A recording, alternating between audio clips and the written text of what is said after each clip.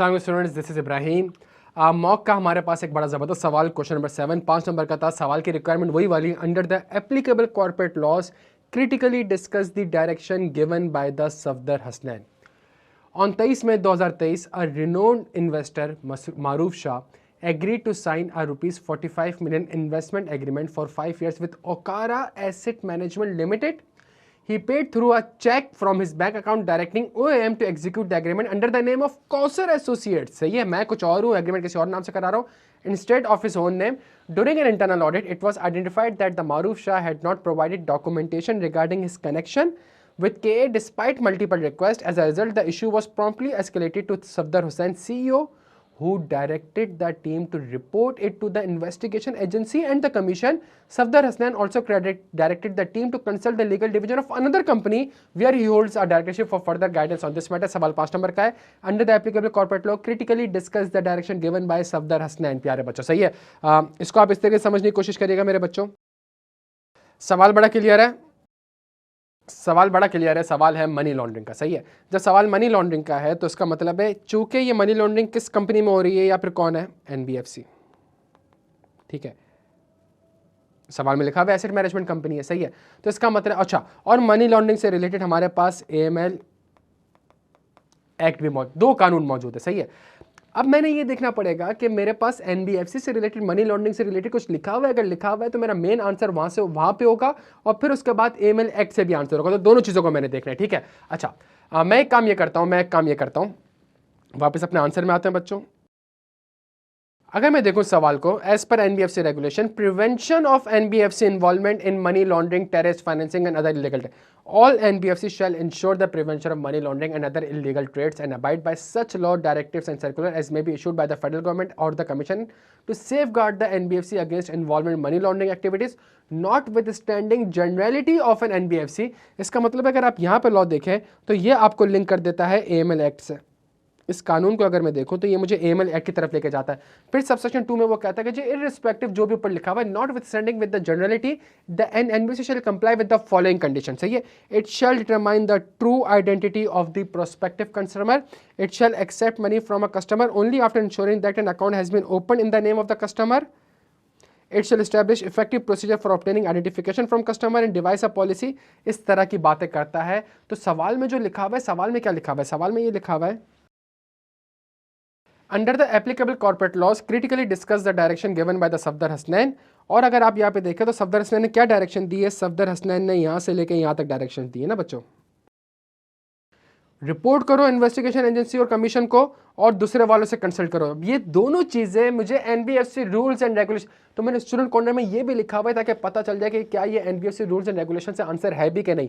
ये चीज NBFC rules and regulation में कवर्ड नहीं हुई है। हाँ, ये लिखा हुआ है कि जी आपने ट्रू आइडेंटिटी करनी है और उस वक्त तक आपने बिजनेस नहीं करना तक अकाउंट ना खुल जाए, सही है। ये चीज हमारे पास एएमएल एक्ट में भी लिखी हुई है। तो इसका मतलब है मेरे लिए एनबीएफसी से आंसर इतना कुछ रेलिवेंट नहीं है। अच्छा, एक और चीज देखूं, अगर मैं NBFC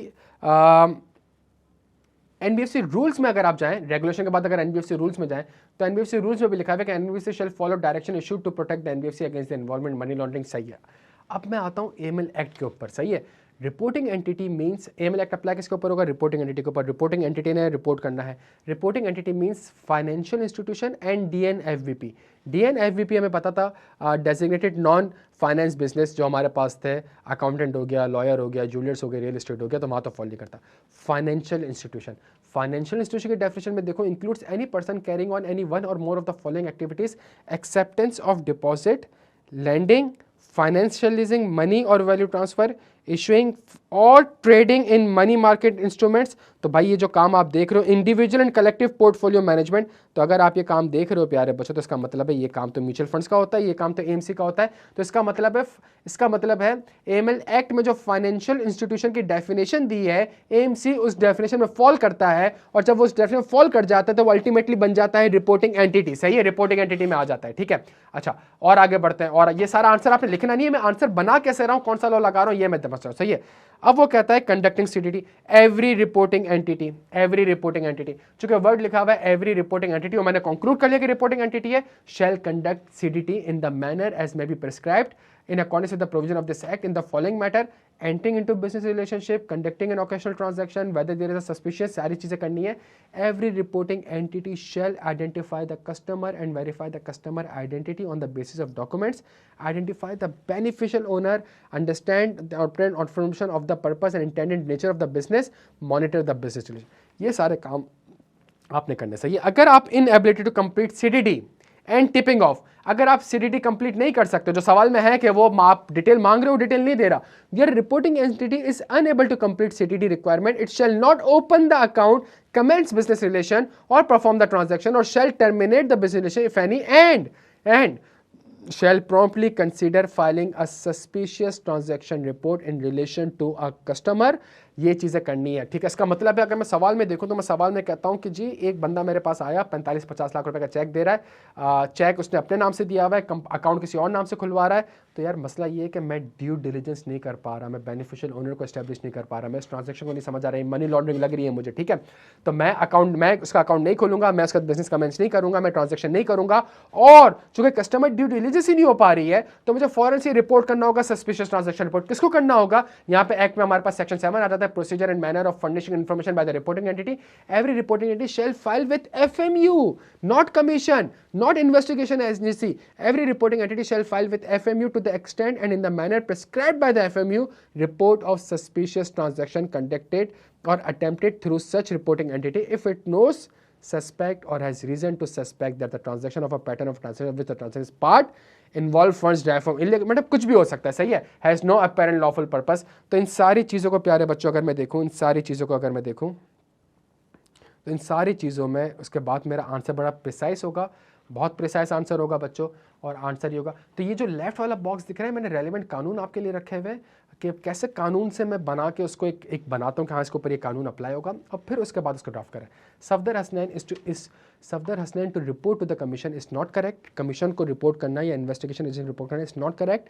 hence AML CFL regulatory authority shall impose sections including monetary and administrative penalty. Sorry, since OM being an asset management company falls under the definition of a financial institution and is classified as a reporting entity under the AML Act, it must comply with the provision of this Act. Accordingly, as a reporting entity, OM is required to report all suspicious transactions to FMU only to the exclusion of any other investigation or prosecution agency. FMU इसके अलावा किसी को भी आपने नहीं करना है. Considering the above, the direction of Safdar Hasnain to report to the commission is not correct. Hence, AML/CFT regulatory authority shall impose sanction including monetary and administrative penalties on Safdar Hasnain to the extent and in the manner as may be prescribed. सही है. तो अच्छा एक और चीज सुनिएगा, इस sanction वाला क्या है? सैंक्शन वाला सेक्शन ये है, sanctions for reporting entity.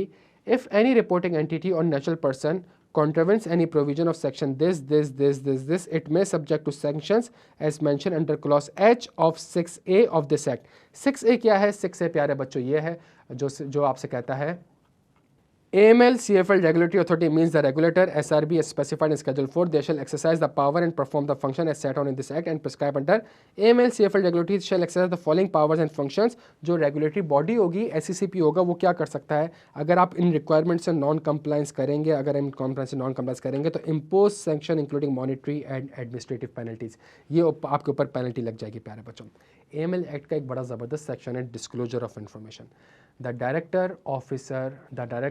Safdar Hasnain, officer, employees and agents of any reporting entity or intermediary which reports a suspicious transaction report or CTR pursuant to this law or any other authority are prohibited from disclosing directly or indirectly to any person that the transaction has been reported unless there are disclosure agreements. सही है. और अगर आपने violation करा तो आपके ऊपर ये लग जाए. तो इसका मतलब एक सस्पिशियस ट्रांजैक्शन रिपोर्ट है, आप सामने वाली कंपनी को बता रहे हैं, उसके लीगल एजेंट को बता रहे हैं, आप कॉन्फिडेंशियलिटी ब्रीच कर रहे हैं, ये काम आप नहीं कर सकते, अदरवाइज आपके ऊपर पेनल्टी लग जाएगी. ये मेरे आंसर का दूसरा रुख है प्यारे बच्चों.